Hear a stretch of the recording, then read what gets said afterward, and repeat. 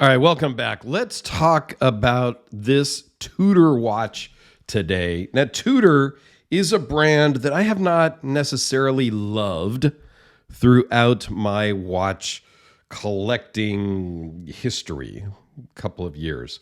I have bought the Tudor Ranger Heritage or Heritage Ranger, whatever, from my buddy Craig. Actually, I think it was his wife Heidi's watch, and he helped sell her for her. I like this one because of the arrow hands. They're more just normal handsets to me. I've never really been a fan of this snowflake handset. However, 50 Shades loaned me this watch along with another Omega that I'll do a video on later.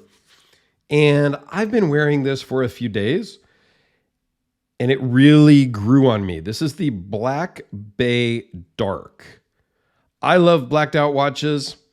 This is a steel case watch with black PVD coating. It would be so much cooler if it was a ceramic watch, but that's okay. The Omega that he loaned me is ceramic, and we'll talk about this in another video. And I own a ceramic Planet Ocean from Omega, and I love it. Something about the ceramic, it's light, it has a little bit of presence to it anyway, and it doesn't scratch. However, this one is a pretty freaking cool watch. It just wears on the wrist really good. This is the leather strap that it comes with. It also does come with a bracelet that's also PVD coated as an option. You can buy either or, I think. And it's a 22 millimeter lug width, so you can change it and put whatever kind of straps, bracelets, you can change that up any way you desire. So this one was released, I believe, in 2016 at Baselworld, which is the kind of a premier watch show every year where new things are released. Has Tudor branded clasp. This is on my 7¼ inch wrist. This is a 41 millimeter watch case size. And we'll go through some of the specs here in just a second. But yeah, it actually just wears really well. It's super comfortable on this strap. Very similar strap configuration to the other Tudor that I own. So I was very familiar with that, and I know that it wears well. I like the fact that the clasp and everything is all blacked out as well. Very cool. Unidirectional 60 click bezel. And 60 click really is my favorite. I don't know why. I just like the 60. See if you could hear that. And I noticed there's a little smudge on the crystal. All right, so let's get into some of the specs. It is a 41 millimeter, 50 millimeters lug to lug. So it's going to wear really well on most wrists. 22 millimeter lug width, 15 millimeters overall thickness. So it is a little thick. Not big, not a bad deal. It's totally easy to wear under a dress shirt, under jacket. Like, it doesn't hang up. It works great. Domed sapphire crystal. The movement is the MT5602.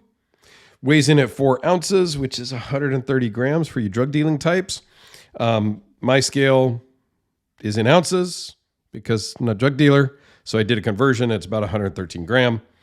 200 meter water resistance. Good luck if you're going to go down that far. And power reserve of 70 hours. Now, this particular watch, I took it off last week. I set it on my desk just over here to the right next to the ceramic Omega that JP also loaned me. They sat there overnight for a couple of days. I picked this up. They were both still running. I checked the time against time.gov, and this one was still, after 3 days, it was about 65-ish hours, maybe 70-ish hours, right about the time it was going to die, I'm guessing. And it was absolutely perfect, spot on the money time-wise. The Omega was about 4 seconds slow. Now, I had set them on the desk this way, right next to each other. Oftentimes, when you set it this way versus this way versus this way, you'll get different timekeeping. That's why when you're wearing it on your wrist, it's moving around, it's doing its thing. It's going to generally keep better time on your wrist than just sitting on the desk or in your watch box. It was just an interesting thing that it was still flatline perfect time. So that was kind of cool. Just because you buy a Black Bay Dark doesn't mean it will be exactly that accurate either. Every single movement is unique in and of itself. That's just how it works, right? Which is okay. So this has great lume. Let me just charge it up for a quick second just to make sure that it's going to show well. Yeah. There is a little bit of ambient light in my office. I've got some computer monitors on over on the other side. But yeah, you can see there, it's just great. Okay, a couple of quick size comparisons. So this is a 41 millimeter. The Rolex Air King is a 40 millimeter. But it looks different because of the bezel. Because the dive bezel is a little bit bigger, this watch almost looks smaller than the 40, or about the same size. It's really optical delusions. And if we hold it up next to a 42 millimeter, this is the ceramic S&P 300, ceramic dial. The case is steel on this one, with the rubber clasp, or the rubber deployment strap. So this 42 millimeter.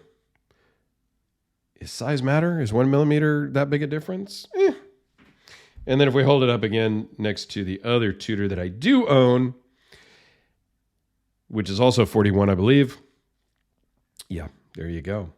I like this watch because it's just clean, simple, and nothing. Like, it's just no date. I love this fact that this has no date as well.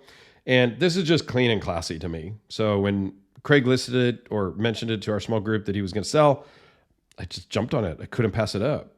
This one really spoke to me just from some pictures, and I don't wear it enough. I really like it, but sometimes I just don't wear it. I do like the crowns on these. This is an 8 millimeter crown, so it's super easy to manipulate and get in there and wind, adjust the time, things like that. Because there's no crown guards, like on the SMP, this one is a little bit tougher to get in there to get.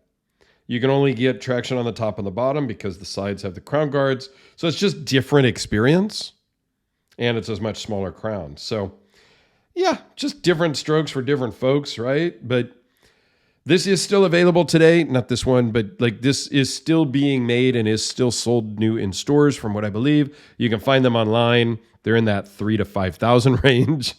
I know it's a big range, but that's what I found when I looked, based on condition and availability and all of that stuff. Those are used secondary prices. I don't know what they went for brand new.